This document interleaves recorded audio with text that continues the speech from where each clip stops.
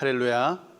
오늘도 우리의 발걸음을 인도하시는 하나님의 손길이 함께하기를 간절히 소원합니다. 요새 어떻게 지내시는지요? 우리는 지금 2020년이라고 하는 역사의 흐름 가운데 서 있습니다. 역사를 보면요, 글쎄요, 소위 태평성대라고 하는 그렇게 불리는 시간들이 우리의 인생의 역사 가운데 얼마나 있는지 모르겠습니다. 우리 사람들의 역사 가운데 혼돈의 시대, 그다음에 그러한 순간들이 얼마나 많은지 말이죠. 역사를 볼 때마다 놀라기도 하죠. 오늘날은 갑자기 이 바이러스의 공격이 우리의 삶 속으로 들어왔습니다. 아무도 예측할 수 없었던 혼돈의 시간들이죠. 때문에 많은 사람들이 두려움 속에 움직임을 최소화하고 서로 거리두기를 하는 독특한 문화를 또 만들었습니다. 그렇지 않아도 개인주의 발달로 인해서 우리가 함께한다, 이 사회적인 이 개념들이 무너져가는 이때에 이제는 거리를 두어야만 하는 이러한 문화가 당연히 되어지고 있다는 거죠. 그러나 저는 이 시간을 보면서 그래도 우리 하나님의 자녀들이 말이죠, 이런 문화를 대하는 이런 태도가 그래도 좀 남다르다 하는 생각을 하게 되죠. 우리는 함께 모인다는 것이 얼마나 소중한지 우리는 잘 알고 있습니다. 또 함께 마음을 다하여 예배한다는 것이 얼마나 감격스러운 것인가 다시 한번 또 생각해 보는 그런 시간들이 되기도 합니다. 또한 내 옆에 함께 있는 사람들, 함께 찬양하고 함께 예배하고 함께 기도하는 사람들이 얼마나 내게 큰 힘이 되는가 우리 또 한번 생각을 하게 됐죠. 어려운 시간을 지난 여러분들 한 분 한 분에게 오늘도 하늘로부터 임하는 힘과 능력이 함께하길 간절히 소원합니다. 말씀을 들어갑니다. 누구나 인생에서 메마른 시대를 지나가게 되죠. 이스라엘 역사에서 가장 지혜로운 왕이었던 솔로몬 왕이 있습니다. 그러나 이 솔로몬 왕이 죽은 후에 이스라엘은 말이죠, 한국처럼 남과 북으로 나누어지게 되었습니다. 참 비극적인 역사이죠. 근데 이후로 60년이라고 하는 시간이 지난 동안에 북이스라엘은 무려 7번이나 왕이 교체되는 그러한 역사를 기록하게 됩니다. 지금과는 좀 다르죠. 그 시절에 60년 동안에 7번의 왕권이 교체되었다라고 하는 것은 사실은 격변의 시대를 지났다라고 말할 수 있다는 것이죠. 솔로몬 이후에 북이스라엘에서 지도자로 나온 첫 번째 사람이 바로 여로보암이라고 하는 사람입니다. 그는 22정권을 집권을 했습니다. 그런데 그는 사람들로 하여금 말이죠, 우상 숭배를 하도록 만들었던 사람이죠. 이후에 여로보암의 아들 나답이라고 하는 사람이 등장을 했습니다. 그는 단 2년 동안을 다스렸습니다. 근데 성경은 이 나답이 다스리는 그 모습을 보고 아버지의 길로 행하였다, 그 악한 길로 행한 사람이다 라고 기록을 하고 있다는 거죠. 세상에 좋은 것도 있는데 하필이면 악한 길을 따라갔다라고 하는 겁니다. 이후로 바아사라고 하는 사람이 나답을 죽였습니다. 역모를 일으켰습니다.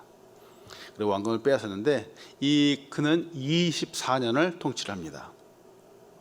전에 사람이 잘못한 것을 알았으면은 이것을 수정해서 바른 길로 가면 좋을 텐데 이 바아사 역시 여로보암의 죄악의 길을 그대로 답습하는 삶을 살았습니다.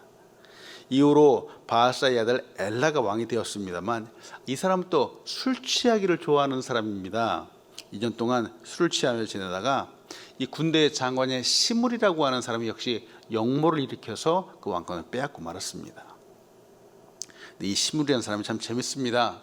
이 사람이 왕위에 올라갔는데 단 7일, 일주일간만 왕위에 있다가 죽게 되죠. 이후로 오므리라고 하는 왕이 세워지면서 12년을 다스리게 됩니다. 그러나 이 역시 악을 행하였던 사람이죠. 성경은 이 오므리에 대해서 이렇게 말합니다. 열왕기상 16장 25절은 오므리가 여호와 보시기에 악을 행하되 그 전에 모든 사람보다 더욱 악하게 행하여, 이렇게 말한다는 거죠. 이전의 사람들도 악을 행하고 술 취하기도 하고 말이죠. 그런데 여기다가 악을 더했다라고 하는 거예요. 참 상상이 되지 않습니다. 근데 여러분, 죄가 얼마나 무서운지요. 이 죄는 말이죠, 그 끝을 알 수 없다라고 하는 거예요. 결코 멈추지 않는다라고 하는 거죠. 이후에 이 모든 왕보다 가장 악한 왕, 참 그 악인으로 보면은 그 가장 유명한 바로 아합이라고 하는 사람이 등장을 한다는 거죠. 열왕기상 16장 30절은 이렇게 말합니다. 오므리 아들 아합이 그의 이전의 모든 사람보다 여호와 보시기에 악을 더욱 행하여. 여러분, 이게 상상이 좀 되시나요? 이전의 사람들도 악했는데 여기에 악을 더했다. 여호와 보시기에도 악하였다라고 하는 거죠. 기가 막히다는 거죠. 이 아합이라고 하는 사람은 북이스라엘의 모든 역사 가운데 가장 악한 왕으로 기록되고 있다는 거예요. 아합이라고 하는 사람 보면은 그와 함께 그의 아내인 이세벨이라고 하는 사람인데, 이 이세벨이라고 하는 왕후 역시 참 악으로 정평이 나 있는 사람이라는 거예요. 아합과 이세벨, 참 가장 악한 사람들이 다스리는 그런 나라, 가장 죄악적인 사람들이 다스리던 시대, 이 세대를 한번 생각을 해보는 거죠. 과연 어땠을까? 이스라엘 역사 가운데 가장 치욕스럽고 가장 죄악스럽고 가장 어두웠던 시대라고 할 수 있다고 하는 겁니다. 이 역사가 바로 지난 60년간의 북이스라엘의 역사입니다. 악이 반복되고 또 반복되었던 역사이죠. 세상에는 이처럼 악이 만연해 보이기도 합니다. 그러나 우리는 잘 알고 있습니다. 하나님은 이 악을 그냥 놓아두시는 분이 아니라는 거예요. 하나님은 악인을 반드시 멸하시고 죄인을 심판하시는 공의의 하나님이라는 사실을 여러분 믿으시기 바랍니다. 그래서 나누고 싶은 것은 첫 번째, 하나님은 사람을 준비하시는 분이라는 거죠. 사람을 준비하신다. 이렇게 악한 세대 가운데 하나님은 무엇을 하실까? 하나님은 이 악을 진멸하고 악에 대항할 수 있는 하나님의 정의의 사람을 준비하시는 분이 바로 우리 하나님이시라는 거죠. 이토록 어려운 시대 가운데 하나님께서 사용하시고자 하는 사람이 있습니다. 오늘 본문에서는 바로 엘리야가 그런 사람이죠. 하나님의 이스라엘 치욕적이고 어두운 시대 가운데 이때는 어둠을 밝히는 빛나는 사람이 필요했습니다. 어두운 역사 가운데 엘리야는 이제 그 모습을 역사 가운데 드러내고 있습니다. 근데 여러분, 이 엘리야는 처음에 등장하는 모습이 다른 사람과 조금 남달랐습니다. 이스라엘 역사 가운데 가장 악한 왕과 만나는 장면, 아합과 만나는 그 첫 장면이 엘리야가 역사에 등장하는 시작이 되고 있습니다. 여러분, 17장 1절은 이렇게 말합니다. 길앗에 우거하는 자 중에 디셉 사람 엘리야가 아합에게 말하되 내가 섬기는 이스라엘의 하나님 여호와께서 살아계심을 두고 맹세하노니 내 말이 없으면 수년 동안 비도 이슬도 있지 아니하리라 하니라. 엘리야가 아합 왕 앞으로 나아갑니다. 그리고는 심판의 메시지를 당당하게 선포하고 있는 것이죠. 무서운 말입니다. 내용을 보니까 비가 오지 않을 거랍니다. 그리고 심지어 이슬조차 내리지 않을 거라고 얘기를 하는 겁니다. 큰 재앙의 소리와도 같습니다.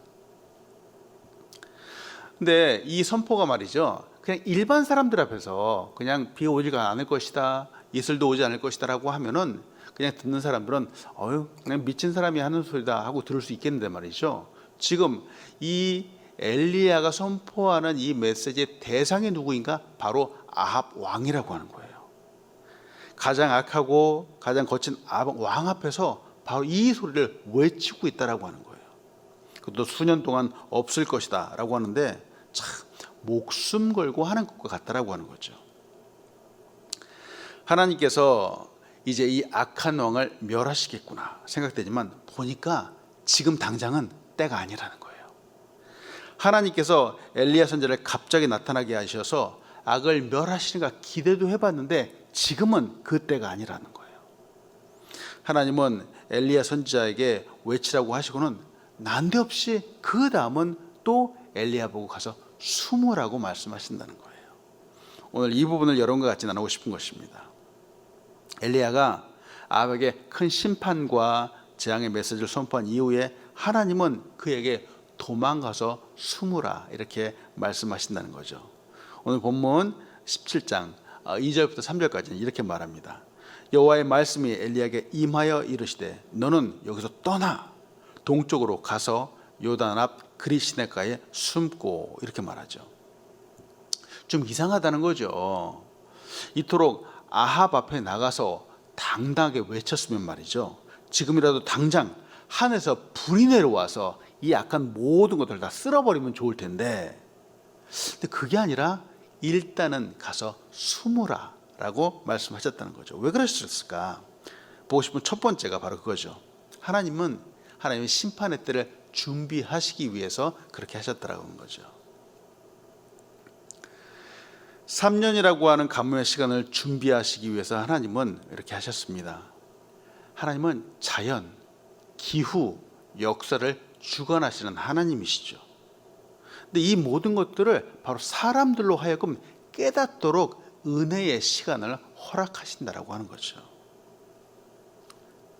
아시겠지만 이 갈멜산의 불의 심판을 하기 위해서 준비하시고 또 이때까지 사람들이 회개하고 돌아오기를 기다려 주시는 분이 바로 우리 하나님이시라는 거죠.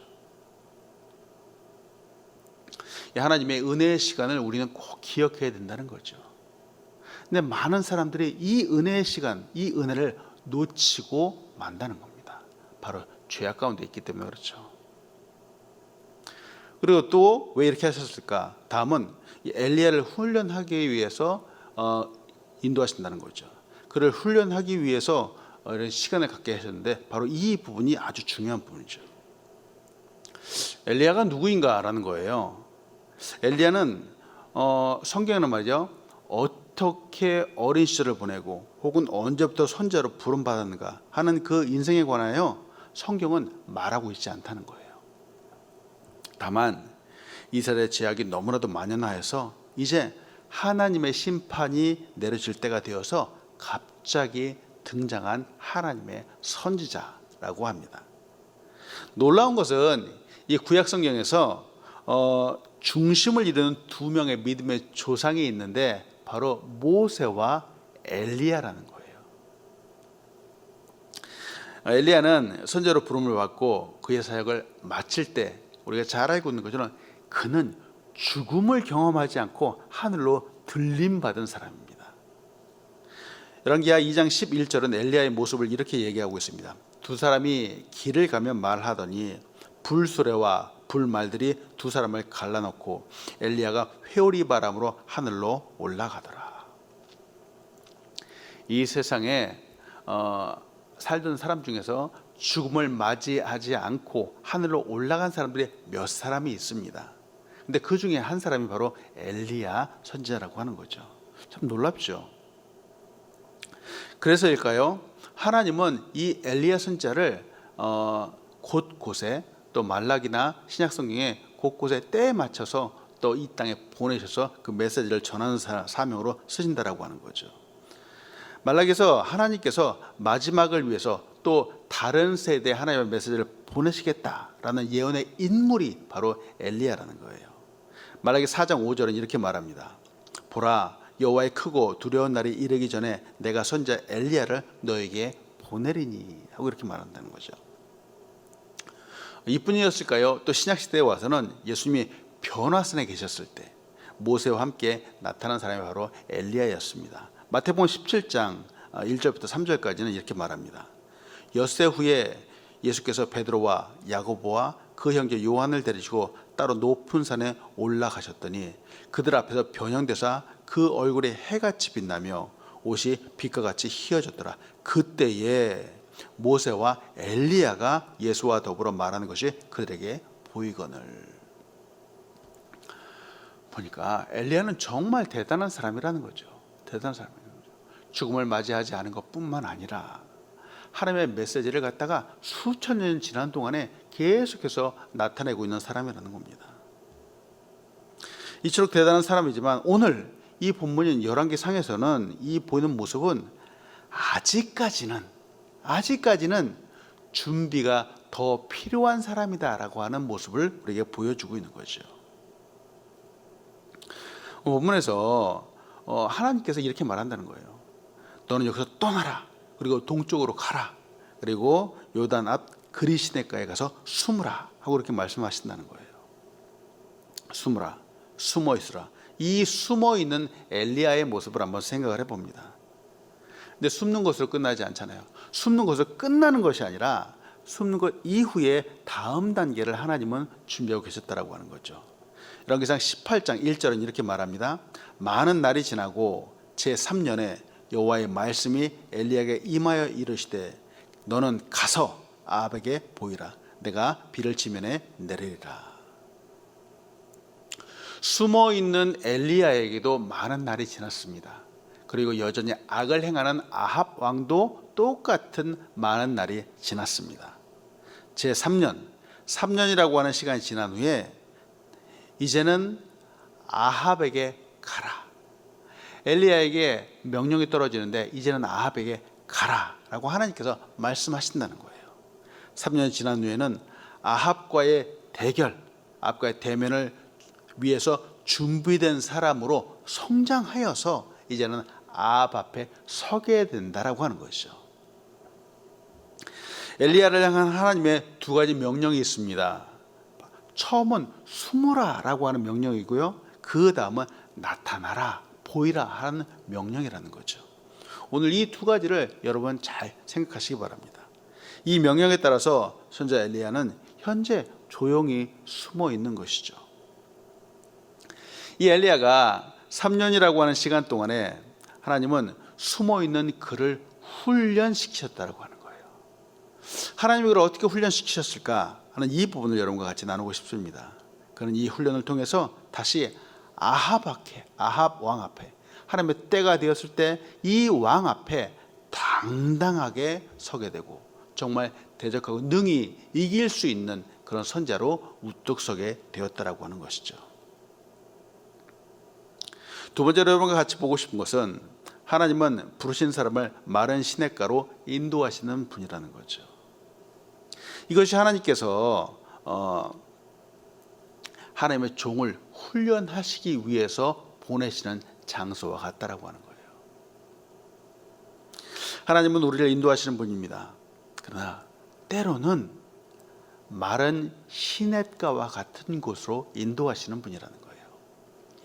왜 이 마른 시냇가가 중요한 것일까? 오늘 본 말씀 열왕기상 17장 3절부터 4절까지 이렇게 말합니다. 너는 여기서 떠나 동쪽으로 가서 요단 앞 그리 시냇가에 숨고 그 시냇물을 마시라. 내가 까마귀들에게 명하여 거기서 너를 먹이게 하리라. 지금 보니까 숨으라 하시고요. 또 시냇물을 마시라고 하십니다. 더군다나 이 까마귀를 통해서 먹을 것을 주신다고 하는데요. 지금 이 내용을 가만히 보니까 지금 숨으라라고 하는 것이 이것이 그냥 잠깐만 한 며칠 동안만 숨어 있으라라고 하는 것이 아니라는 거예요. 이게 계속 몇 년 동안 계속될 것이라 하고 하는 이 숨은 뜻이 여기에 있다는 거죠.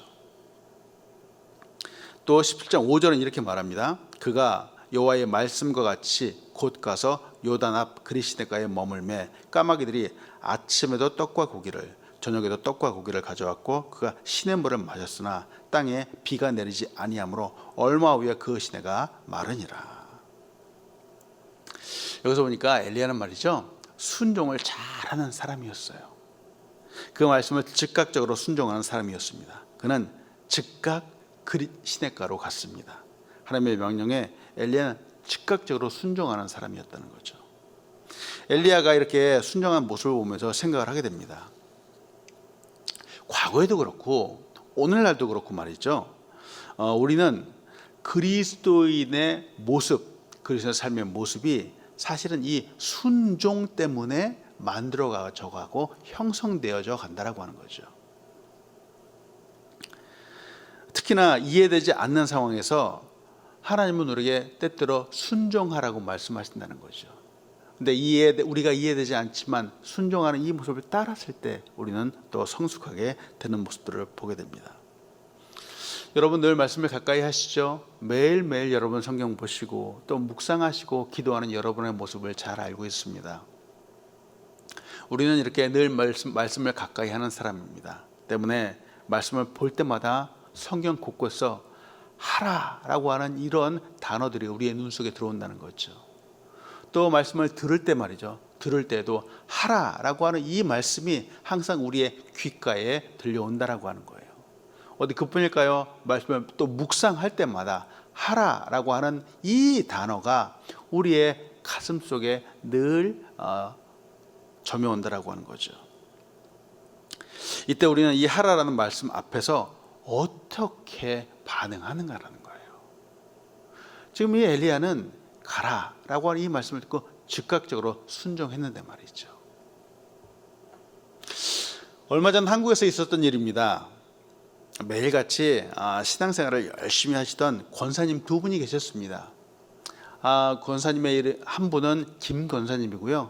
또 다른 한 분은 이 권사님이셨습니다. 매일 둘도 없는 친구로 지내시던 이 권사님들이 어느 날 대판 싸웠습니다. 새벽에 늘 앉으시던 자리가 있었는데 전날 청소를 하면서 의자가 서로 바뀌었습니다. 이 새벽에 그 다음날 새벽에 와서는 김 권사님이 늘 자기가 앉던 자리에 딱 앉았습니다. 우리 예배를 하려고 하는데 갑자기 이 권사님이 오셔가지고 이 자리가 내 자리라고 하는 겁니다. 그래서 아니다 기다 서로 싸우다가 서로 두 분이 삐졌습니다. 그 일 후로는 그렇게 친하시던 그분들이 서로 아는 척도 안 했습니다. 한 일주일쯤 지났을까요? 새벽에 기도를 하다가 김 권사님의 마음속에 한 음성이 들려오는 겁니다. 김 권사님은 깜짝 놀랐습니다. 무슨 음성이 들려왔을까? 김 권사, 네가 먼저 사과해라 라고 하는 마음의 감동이 들었습니다. 근데 아무리 생각해도 자기가 잘못한 것이 없는 겁니다. 아닐 거야 하고선 무시하고 며칠이 지났습니다. 근데 한참을 지났는데 그날도 기도하다가 김 권사 네가 먼저 사과해라 라는 이런 마음의 감동이 있는 겁니다. 이 마음이 들고 나서 이 권사님을 보는데 어찌나 얄미운지 말이죠. 그래서 이 감동을 또 무시하고 말았습니다. 그리고 또 며칠이 지났는데 또 네가 먼저 사과해라 이런 감동이 왔고요. 또 그 다음에도 네가 먼저 사과해라. 그 다음에서도 계속 이랬습니다. 이제는 한참 지난 다음에 마음이 너무나도 괴로워서 그냥 먼저 사과하기로 결정을 했습니다. 그리고 이 권사님한테 갔습니다. 그래서 말합니다. 권사님, 지난번에 내가 잘못했어요. 미안해요. 라고 말을 한마디 했습니다. 그러자 또 이 말을 했던 이 권사님이 눈물을 펑펑 흘리면서 자기가 잘못했다라고 하는 겁니다. 이 두 권사님은 이후로 행복하게 잘 살았답니다. 김 권사님이 기도하면서 마음에 이렇게 감동을 받았는데 이 감동이 된 날 이후로 이 권사님에게 미안하다고 하기까지 무려 6개월이라고 하는 시간이 흘렀습니다. 지난 6개월 동안 참 마음이 힘들었다라고 말씀을 합니다. 근데 이렇게 먼저 사과를 하고 나니까 그렇게 마음이 편하더랍니다. 하나님은 말씀에 대한 순종을 위해서 말이죠. 우리의 말씀에 순종을 해서 때때로 우리를 마른 시냇가로 인도하시는 분이라는 거죠. 이때 믿음으로 순종하는 이 모습, 믿음으로 순종할 때 우리 그리스도인의 삶이 만들어지기도 한다는 겁니다. 우리 그리스도인의 이 마음이 성숙해 가기도 한다는 거죠. 엘리야는 하나님께서 가라고 하신 그 그리시네가에 가서 매일 베풀어 주시는 기적을 경험을 했습니다. 까마귀로 인해서 공급받기도 했습니다.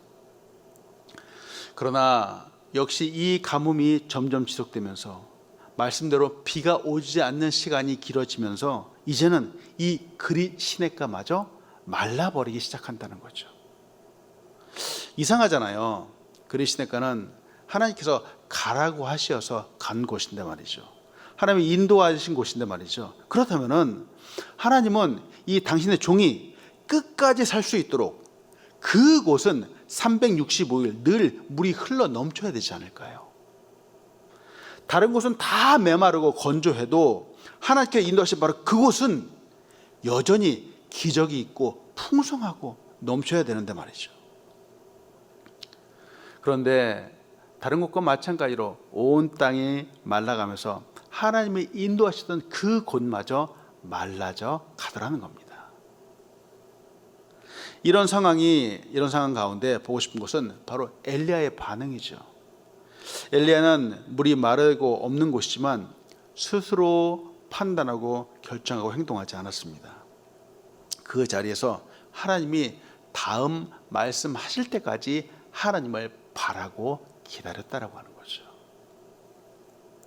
다른 사람들 같으면 아마 다른 해결책을 간구했거나 자구책을 추진하였을 것입니다.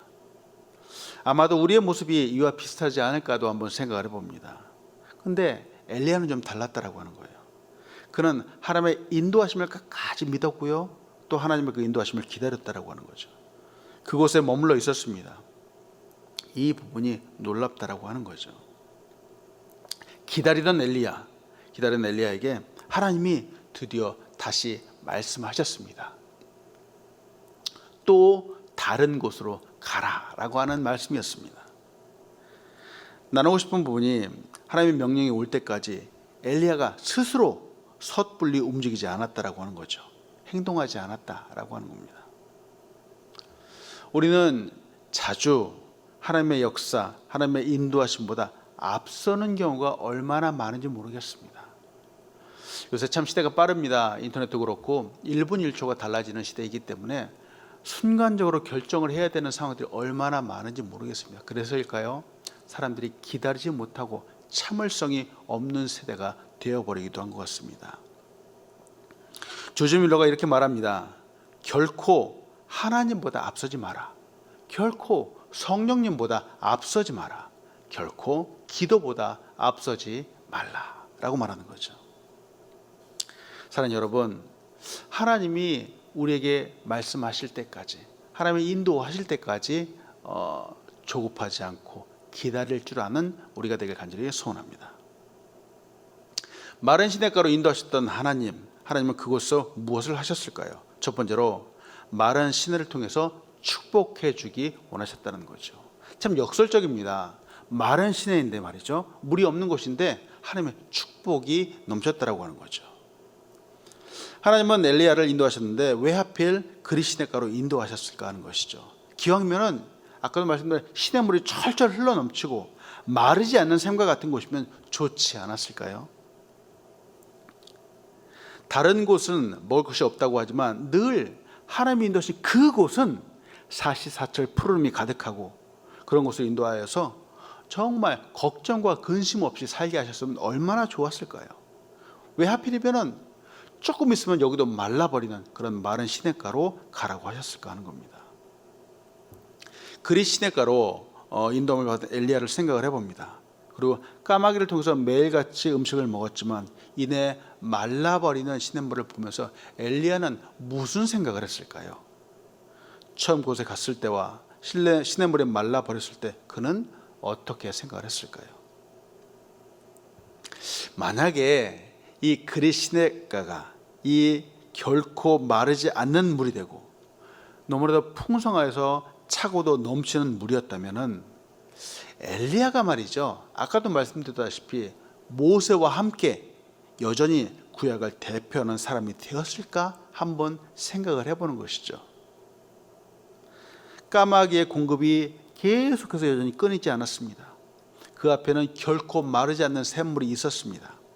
이런 상황이 계속된다면 엘리야의 마음속에 그의 심령 가운데 여전히 변함없이 늘 하나님만을 믿고 하나님만을 신뢰하고 그 말씀에 순종하며 장차 다가올 아합과의 대면을 준비하는 그런 사람이 될 수 있었을까요? 아마 엘리야는 전혀 다른 사람이 되었을지도 모르겠습니다. 정말 우리가 생각하는 그런 풍요로움이 계속되었다라면 엘리야 선지자의 이야기는 말이죠, 뒤에 아합과의 대면이 아니라 바로 이 그리 시냇가에서 그의 인생을 마감하는 이야기로 끝났을지도 모른다라고 하는 거죠. 사랑하는 여러분, 한 가지 나누고 싶은 것은 이 그릿 시냇가라고 하는 곳은 말이죠, 이 말라가는 시냇가라고 하는 곳은 말이죠, 하나님이 엘리야에게 준 훈련의 장소라고 하는 겁니다. 훈련의 장소. 말씀에 따라 그 인도하심을 받아갔습니다. 그러나 여전히 시냇물이 말라가는 그 모습을 보면서 그는 또다시 하나님의 인도하심을 기다려야 되는, 하나님을 바라보는 그런 사람이 될 수밖에 없는, 하나님을 바라야 되는 훈련의 장소가 되었다라고 하는 것이죠. 말라가는 그리 시냇가를 통해서 엘리야는 가는 것도 순종이요 기다리는 것도 순종이라는 이 사실을 우리에게 잘 보여주고 있는 것이죠. 생각을 해봅니다. 꼭 풍성하고 정말 걱정과 근심 없는 자로 인도함을 받는 것, 정말 좋은 것인데요, 이것이 축복일까? 이것이 하나님 보실 때 축복일까 하는 것이죠. 물론 그럴 수도 있습니다. 그러나 꼭 그런 것만은 아닌 것 같습니다. 어디서든지 내가 순종할 수 있는 자리가 바로 축복의 자리라고 하는 것이죠. 엘리야는 시냇물이 말라가는 것을 보면서 새로운 자리를 찾아 나선 것이 아니라 하나님의 그 인도하심을 받기까지 기다렸다라고 하는 거죠. 지금 있는 그곳을 순종의 자리, 축복의 자리로 바꾸었다라고 하는 것입니다. 여러분, 우리는 지금 미국 땅 가운데 살고 있습니다. 또 어떤 분들은 여전히 한국에서 살고 계시고요, 또 세계 곳곳에 살고 있습니다. 누구나 이렇게 한 장소에 정착해서 살고 있는데 말이죠. 근데 중요한 것은 지금 내가 머무는 바로 그곳이 하나님이 나를 인도한 곳인가 하라는 것이죠.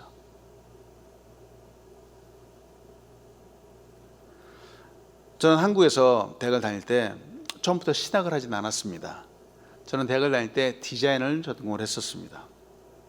근데 참 안타까운 것은 그때 예수님을 알지 못했습니다. 하나님을 알지 못했습니다. 그분은 나의 삶과 전혀 상관없는 분이었습니다. 그러던 중 미국으로 유학을 오게 되었고, 이 미국 땅에서 참 하나님의 은혜로 복음을 듣게 되었습니다. 예수님을 내 구주로 영접을 하게 되었죠. 이후로 저의 삶이 바뀌었습니다. 이전에는 세상에서의 성공이 바로 저의 인생의 가치가 아니었습니다.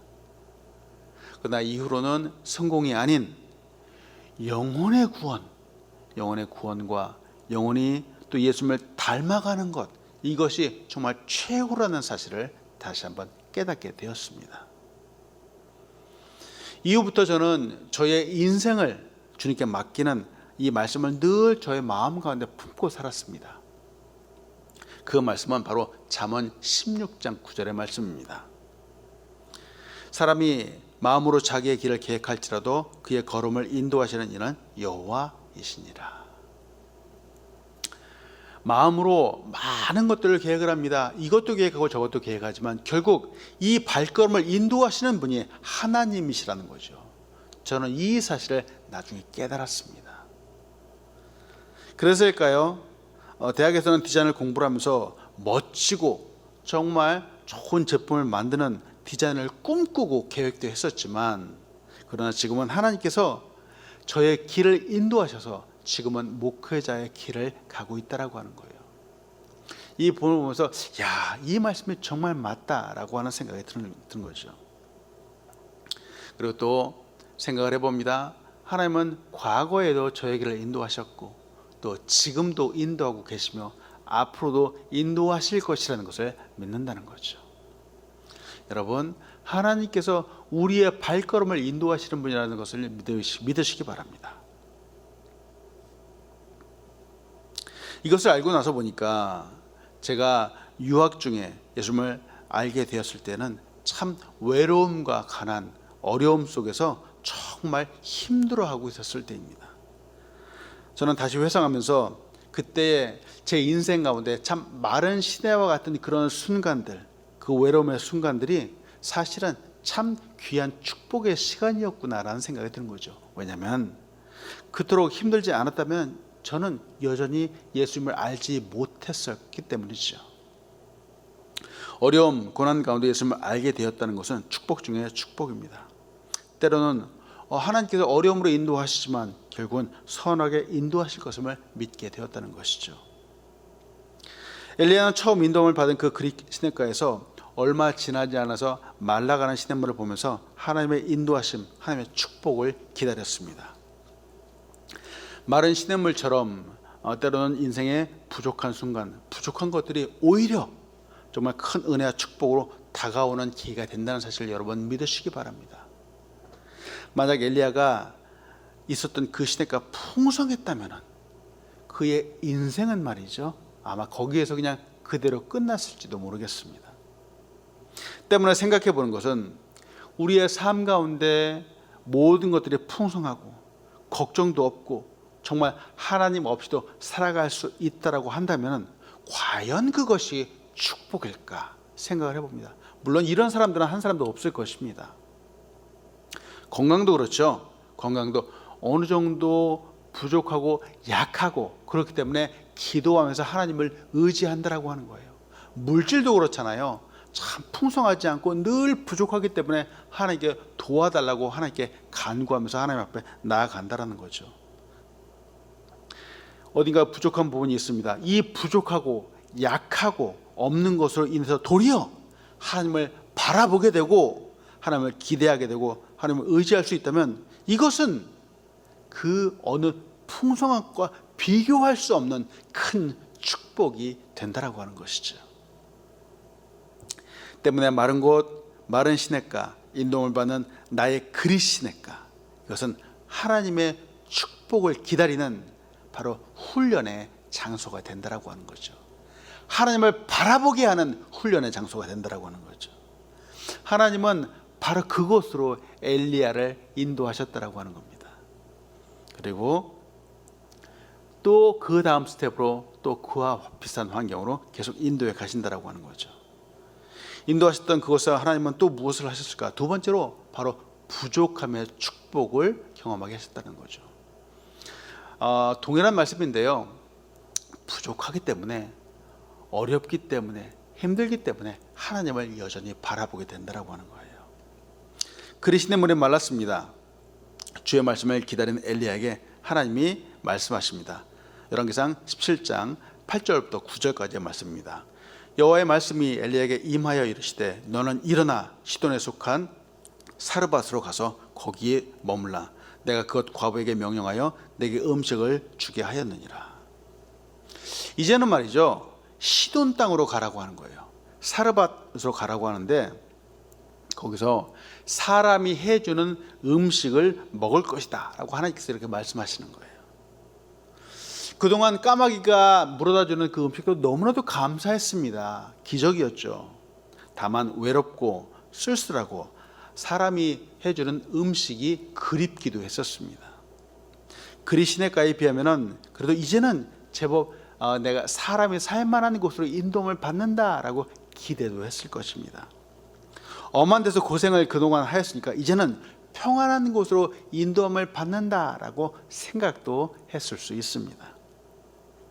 이 과부를 만나기 전까지는 아마 이렇게 행복한 상상을 하면서 또 며칠간을 지내기도 했을 것입니다. 그런데 그의 기대와는 전혀 다른 상황이 바로 이 엘리야 앞에 전개되더라는 겁니다. 열왕기상 17장 12절은 이렇게 말합니다. 그가 이르되 당신의 하나님 여호와께서 살아계심을 두고 맹세하노니 나는 떡이 없고 다만 통에 가루 한 움큼과 병에 기름 조금뿐이라. 내가 나뭇가지 둘을 주어다가 나와 내 아들 위하여 음식을 만들어 먹고 그 후에는 죽으리라. 이게 무슨 말이죠? 이거는 사르밧 그 과부가 하는 말입니다. 엘리야가 사르밧에서 만난 이 여인은 말이죠, 풍성한 여인이 아니었다는 거예요. 정말 가난한 여인이었다는 거예요. 이곳에서도 마른 시내처럼 오히려 더했으면 더했지, 전 재산이 통에 가루 한 움큼 그리고 기름 조금 뿐인 아주 가난한 여인을 하나님이 만나게 하셨다라고 하는 거예요. 그것도 이게 마지막이라고 심지어 이것을 먹고 죽으려고까지 계획했던 연인이라는 거죠. 처음에는 말라가는 그리 시냇가로 인도하신 하나님의 의도, 하나님의 그 뜻을 충분히 이해하는 엘리야였습니다. 기다렸습니다. 근데 이번 또다시 이번에 더 어려운 곳으로 하나님이 인도하셨다라고 하는 거예요. 이때 엘리야가 어떻게 생각했을까라는 거예요. 하나님은 엘리야를 이전보다 더 어려운 곳으로 인도하고 계신다라고 하는 거죠. 생각해 봅니다. 그동안의 고생으로도 부족해서 하나님이 이 엘리야를 더 고생하라고 부르셨을까요? 그것이 아니죠. 이유는 바로 이 엘리야에 대한 훈련이 조금 더 필요했기 때문이라는 거예요. 아직 하나님께서 당신의 때를 준비하시기 위해서 엘리야를 부르셨다라고 하는 거예요. 저는 이 엘리야의 모습을 보면서 우리의 모습들을 생각을 해봅니다. 열심히 고생을 합니다. 그러다가 이제 좀 편안할까 그런데 조금 더 가니까 더 어려운 상황들을 맞이하는 거죠. 그러나 여러분 결코 낙담하지 마시기 바랍니다. 그러나 이 뒤에 숨겨진 하나님의 놀라운 뜻이 또 있다라고 하는 것이죠. 때문에 여러분 우리의 상황을 보고선 낙담하지 않는 믿음이 필요하다는 거죠. 하나님의 때, 하나님이 축복해 주시고 하나님이 사용하시고 하나님의 길을 열어주신 때는 아직 오지 않았다라고 하는 겁니다. 세 번째로 여러분과 같이 나누고 싶은 것은 하나님은 부르신 사람을 상황이 아닌 오직 하나님만을 의지하도록 이끄시는 분이라는 거죠. 3년이라고 하는 시간이 지납니다. 3년이라고 하는 시간적인 개념, 시간이 흘렀다라고 하는 것은 사실은 그게 큰 의미는 없습니다. 왜냐하면 다만 이 3년이라고 하는 시간 동안에 엘리야가 얼마나 성장하는가, 성숙하는가, 다시 말하면 하나님만을 바라보고 하나님만을 의지하며 하나님을 전적으로 믿는 사람이 되는가라는 바로 이 사실이 중요하다고 하는 거죠. 왜냐하면 엘리야는 하나님의 때가 되었을 때 바로 가장 악하고 가장 잔인한 아합의 왕 앞에 서야 되는 사람이기 때문에 그렇습니다. 아합은 그 당시 최고의 권력이었습니다. 최고의 권세와 힘을 갖고 있었고 더군다나 최고의 죄악이었습니다.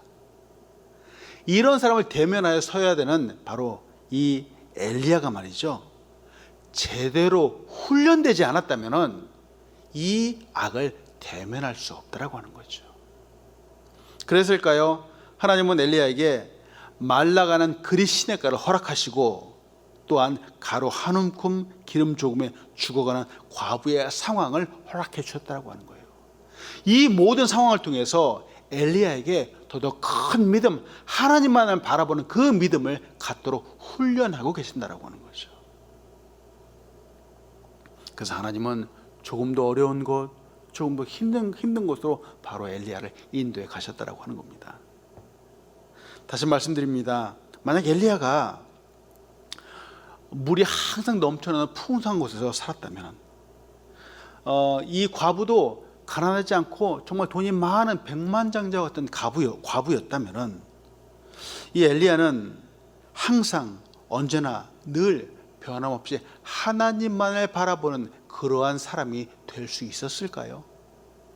환경 때문에, 풍성함 때문에 오히려 하나님을 저버리고 이제는 믿음에 떠난 정말 인생의 거기까지인 그런 사람이 될 수도 있었을지 모른다는 거죠.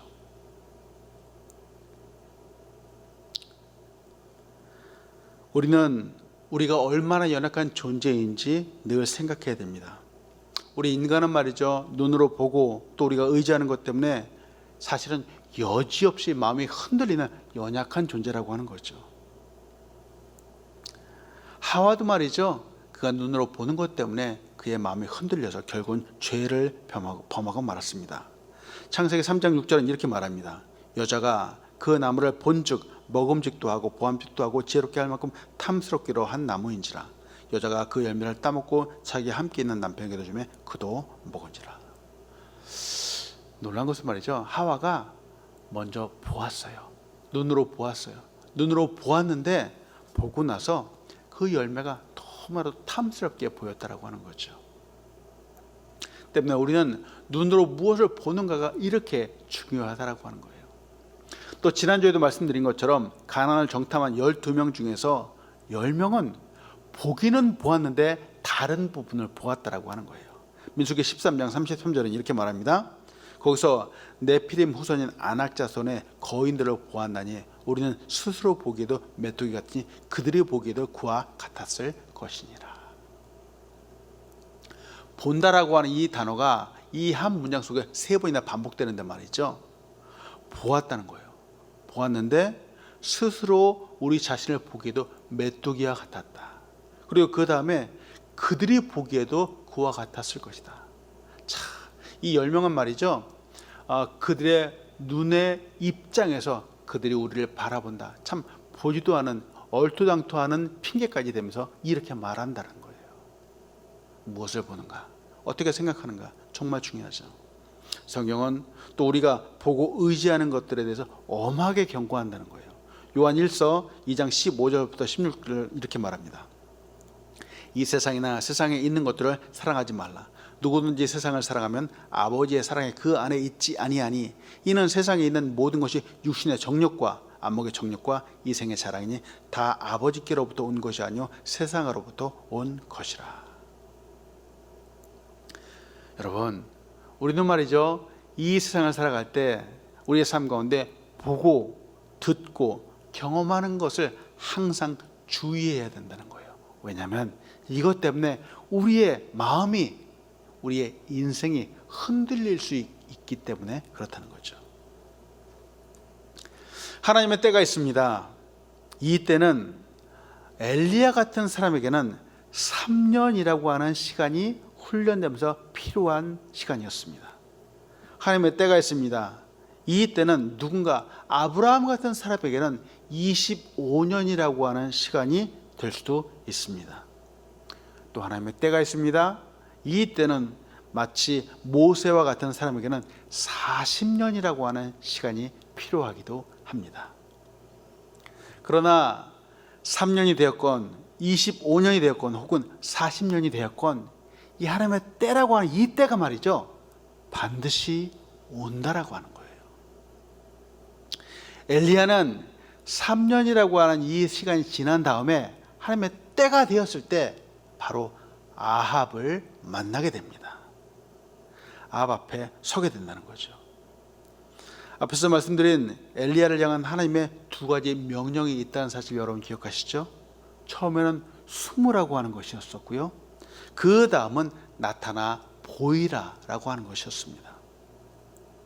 3년이라고 하는 이 물리적인 시간 동안에, 이 시간이 지난 동안 엘리야는 오직 하나님만을 의지하는 믿음의 사람으로 성장하고 성숙해가는 그런 훈련을 겪었다라고 하는 거죠. 하나님의 때가 되었을 때 바로 아합 앞에 서기 위해서라는 겁니다. 3년이라고 하는 시간이 지나면서 엘리야는 마른 시냇가에서 또 사르밧 과부를 통해서도 오직 하나님만을 바라보는 믿음의 훈련을 했습니다. 그는 말라가는 시냇물을 보면서 물 한 방울을 의지하기보다는 하나님을 의지하는 법을 배웠습니다. 또 엘리야는 이 과부를 보면서 과부의 한 움큼보다는, 밀가루 한 움큼보다는, 또 병에 얼마 되지 않는 그 기름을 믿는 것보다는 끊임없이 공급해 주시는, 없는 가운데 공급해 주는 하나님을 믿고 의지했다라고 하는 거죠. 엘리야는 시간이 흐르면 흐를수록, 장소가 바뀌면 바꿀수록 더욱더 하나님을 의지하는 사람이 되었습니다. 그의 믿음의 훈련을 한 것이죠. 야고보서 5장 17절은 엘리야에 대해서 이렇게 말합니다. 엘리야는 우리와 성정이 같은 사람이로되 그가 비 오지 않기를 간절히 기도한 적 3년 6개월 동안 땅에 비가 오지 아니하였다. 이 야고보서 절은 말이죠, 엘리야를 향해서 말하는데 그는 우리와 성정이 같은 사람이다, 우리와 성정이 같은 사람이다 라고 말합니다. 이게 무슨 뜻일까? 즉 우리처럼 약하기도 하고 또 미혹을 받기도 하고 또 많은 인간적인 생각을 하는 사람이라는 거예요. 성정이 같은 사람이다 때문에 하나님께서 3년간 그리 시냇가로 또 사르밧 과부에게로 인도하여서 이 엘리야의 믿음을 키우는 훈련이 필요했다라고 하는 겁니다. 그는 우리와 성전에 같은 사람이었습니다. 그 사람을 하나님은 훈련을 통해서 더욱 뛰어난 사람으로 만들어 가셨다라고 하는 거예요. 믿음이 뛰어난 사람, 그리고 아합을 대면하여 대적할 수 있는 사람으로 하나님이 만들어 가셨다라고 하는 거죠. 처음에 그가 간 것은 그리 시냇가입니다. 이 그릿이라고 하는 이 지역은 요단 동편에 있는 지역으로 추정해 볼 수 있는데요. 근데 이 이름의 뜻이 아주 재미있다라고 하는 거예요. 이 그릿이라고 하는 이 어원은 카라트라고 하는 동사에서 나왔는데, 이 카라트라고 하는 이 뜻이 잘라내다, 베어내다라고 하는 뜻입니다. 그리고 그릿에 이어서 사르밧이라고 하는 지역이 있는데, 이 지역의 의미가 또 있습니다.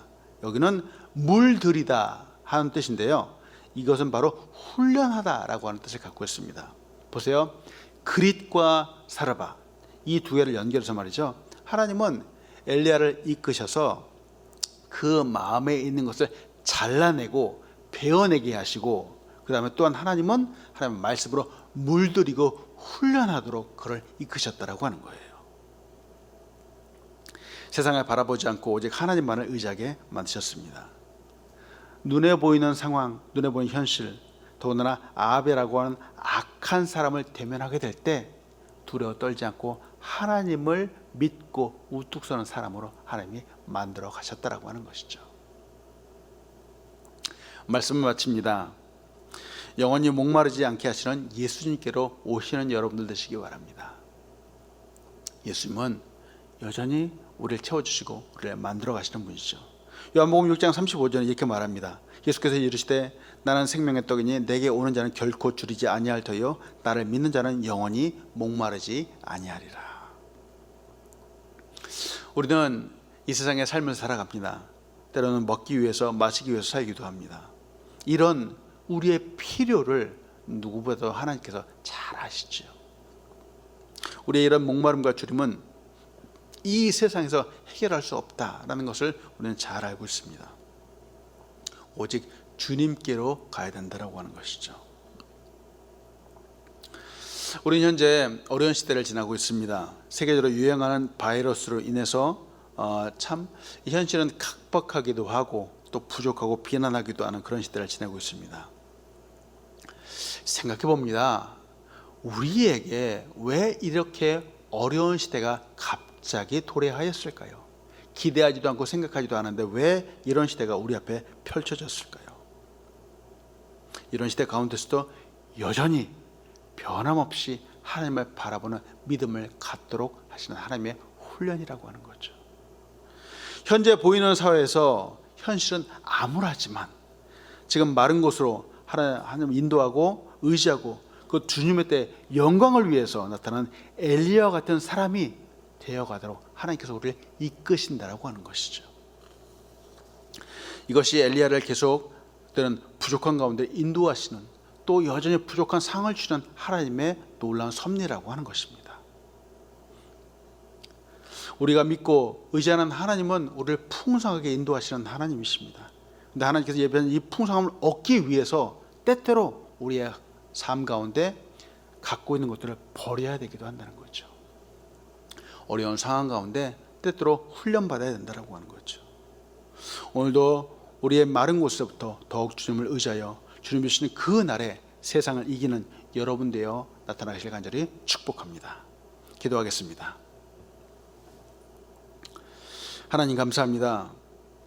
지금 세상이 혼탁하고 어려운 이때가 되었습니다. 그러나 하나님 더욱 하나님의 말씀 앞에서 오게 하심에 감사함을 드립니다. 하나님, 때로는 우리는 메마르고 어려운 시대를 지나야만 합니다.